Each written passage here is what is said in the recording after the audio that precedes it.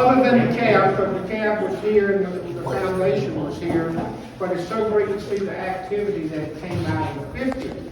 And we do this every 5 years, so a lot of you are going to come back as alumni. The big one we have every 5 years, and the actives they're very involved. If we're going to have a sit-down dinner somewhere and a band and stuff like this. I was talking to the spring pledge class that came by the football complex. I said, now when are you guys going to graduate? And they said, well, you'll be here in 2025? They said, yeah, we'll be seniors. I said, well, you'll be planning the 55th. So that's amazing that these guys that are coming in now, they're going to be planning the 55th, and you guys are going to be coming by. You're going to be coming back. Most of you will be coming back as alumni. And this gathering every year is great that we do have this too. Question for the active. Who's Clemson's first five?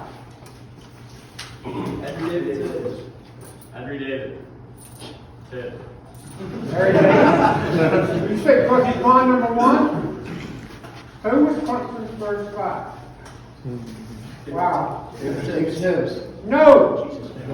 No. He's president of the university. There's a field and there is a building named after him. Riggs. Walter Merritt Riggs.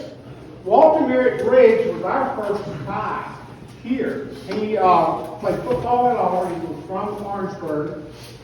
Played football at Auburn. Came to Clemson, started the football program at Clemson, brought John Heisman here, started the Glee Club here. John Heisman was in the Glee Club. So, and he's buried up on Cemetery Hill. So, our legacy goes all the way back to Walter Merritt Riggs. In 1962, we were chartered as Delta Phi Kappa. We were like 7 to 8, and I was from the Quad. And I forgot how many brothers. There's supposed to be a picture around here somewhere of that first, the guys getting their charter from the university.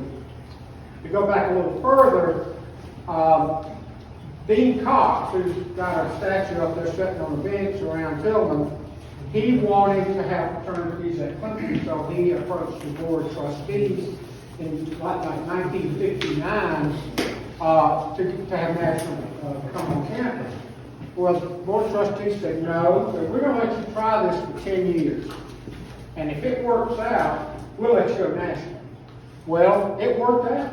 We had 9 fraternities and 3 sororities here. That in fall of 1969, we were all allowed to go national. And the way it worked is you had to meet with at least 3 national fraternities. And then you had to really promote yourself, and they're promoting themselves to you, because Alex knows to colonize, and Pat and Wes, to colonize in school is really tough. But when you've already got alumni and you've got active, I mean, they wanted to come on campus. All the big names wanted to come on campus. So we had some connections with Phi Delta Theta. Never had heard of Phi Delta Theta. So with that whole semester, we met with different fraternities. Sigma Chi, I forgot who the others was we met with, but we kind of had this connection toward Phi Delta Theta. Didn't we meet with the Pikers? Yeah, we did meet with the Pikers. Pikers and the Sigma Chi, remember Charlie Barnes and Pikers on Pledge fans? Remember that? Boy, you like to talk about that a lot. But they would come and meet us in the lounge, and it was like an interview process with us and with them.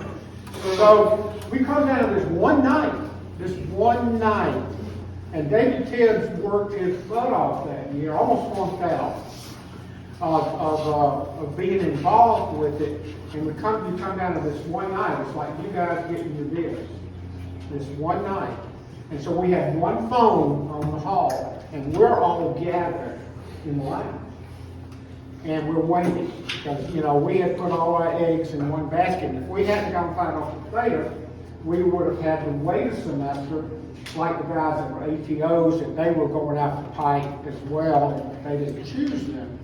But the phone rang, and we got dead quiet. And so David Tibbs went and answered the phone. You hear him talking. He hangs up the phone and we're just hanging on it. He comes back in and said, we're going to find out. And that was just so, I get cold chills thinking about it right now. And so we didn't really know what the heck we were getting into, because we were just a local fraternity, had about 45 members. And in that last, in Bradley Hall, we were in the last one in Bradley Hall, we had 3 floors. And so then we all show up for initiation, and we go to the Masonic Lodge in Clemson. And so we go through that, and then we have a service at First Baptist Church. And we got a picture of all of us out there in suits and ties, right guys? That's right. And had a great party that night. I still got some little snifter glasses that we had from there. And it was a total eclipse. It was fun that day. It was an eclipse. I don't know if it was the moon or something like that. So that started our journey with Phi Alpha Theta. Some guys were there, just a few months when they graduated. I actually took an extra year, so I was a married brother, so I was actually there the next year. And in that year of '69, we really got our act together. We won Tigerama. I think we won the homecoming display. And so it's what we could do if we focused our attention on something. So it was great, and still not understanding what the bond meant. But as the years went on, and we strengthened that bond with our brothers and with other brothers, it started to come to us how valuable this experience was. Because fraternity teaches us a lot about life, a lot about how to deal with people that's not like you. And that's one of the things we liked about Delta Phi Kappa. We weren't from Greenville. And I always say this at Rush, you know that. We weren't from Greenville, or we weren't from Charleston. We were from everywhere. New Jersey, Jack Hansman, he was from New Jersey. We had guys from New Hampshire. We had guys all up and down the eastern seaboard, and that was good, and that was good for us. So, and that tradition still continues today. So I came back. I always think, came out to see the fraternity and everything through the years.